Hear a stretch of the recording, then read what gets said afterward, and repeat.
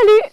Today I'm going to point out some differences between wine tasting in France versus wine tasting in the United States and possibly other countries around the French-speaking world.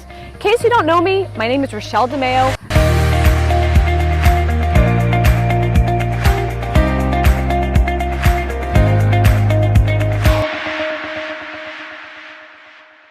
Originally from this gorgeous area you're seeing right now in the very sunny, exquisite south of France. But I've also lived quite many years in California, which is pretty much wine capital of the United States, right?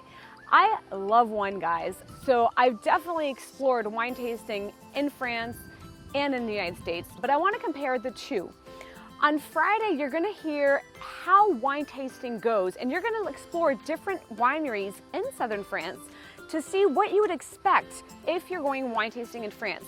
Of course, you're also going to learn some useful language, somewhat of a script to help you and to guide you. One thing is wine tasting may not have a cost. That is right.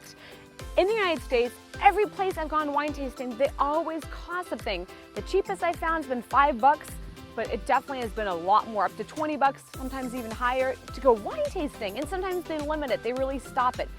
In France, a lot of places are free. When I'm saying a lot, and I'm not saying every, there's a reason for that.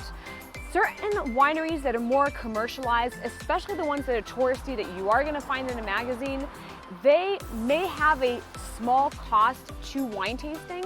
They'll just say, hey, wine tasting is this cost, and I'll be like, qu'est-ce que vous voulez déguster? Like, what do you wanna taste? So that is one huge difference between wine tasting in the United States and wine tasting in France is the cost. Another second thing that's a huge difference is that they will not ask for your ID. They don't really care how old you are. Sorry to break it down to you like that. But I know that every time I've gone wine tasting in the States, they're always like, show your ID. And even if I can bring my 10-year-old son, so obviously I wasn't 11 when I had my first son, they still will ask for your ID. Here they don't care. Even if you're a teen and you want to wine taste, you can. Another thing that's going to be different is your experience altogether. They may elaborate on the different flavors and what you taste when you're wine tasting, but they may not necessarily. They may just pour your wine, and especially if it's a small little mom and pop area, they just want you to taste it, and either you decide you like it and buy some or you don't. Well, that's how it's going to be. They may not tell you that it has notes of vanilla and it has boysenberry or whatever. They may give you some of that, but they may not. Another thing that's going to be different is that they will be very specific for what dishes you would want this wine for. If you ask, they're not going to just say, this wine would be great with fish.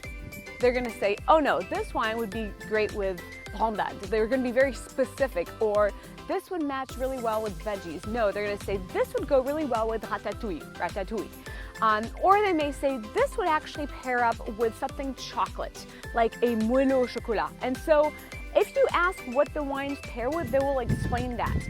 They don't impose, so it's not like when you go wine tasting in the States, they really do a great job at like, hey, this is what you're gonna expect in terms of like the flavor and whatnot. Here, they kind of let you figure out if you wanna know more information. Another thing that's gonna be different is you're not expected to buy a bottle. We've gone to different wineries, did not necessarily care for the wine more than that, left without buying a bottle. Or another thing is you go and you buy without necessarily tasting the wine. And then the wineries, some of them, something that's going to be significantly different is that all these vineyards that you see, they are not for decoration, my friends. These vineyards are the ones that they use. Something huge, especially in southern France, is bio. They want everything to be organic. So when you're looking at a label and you see this little green label, bio, well, you're gonna know that it's an organic wine. To be organic wine, it has to go through 3 years of the vines being not treated to officially be considered organic. Another huge difference that was explained to me in different wineries out here, and I recall growing up in the south of France, is that unlike many places in the United States or even around the world, they let the land rest. And for 5 to 7 years, that land is just going to rest and replenish its nutrients.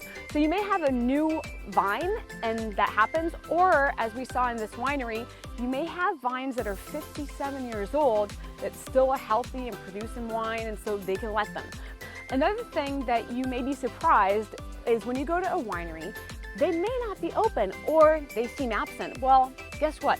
They're out on the fields. They are out working in the fields, and there may be a little number handwritten on the door that says, hey, if we're not around when you come wine tasting, then you're gonna wanna call this number. And so you'd call and just ask them, say, j'aimerais faire une dégustation de vin. Oh, I'd like to wine taste. And then they may come literally out of the fields in their work clothes, and they're like giving their wine, whatever, like it, don't like it, stay, don't stay, whatever it is, boom.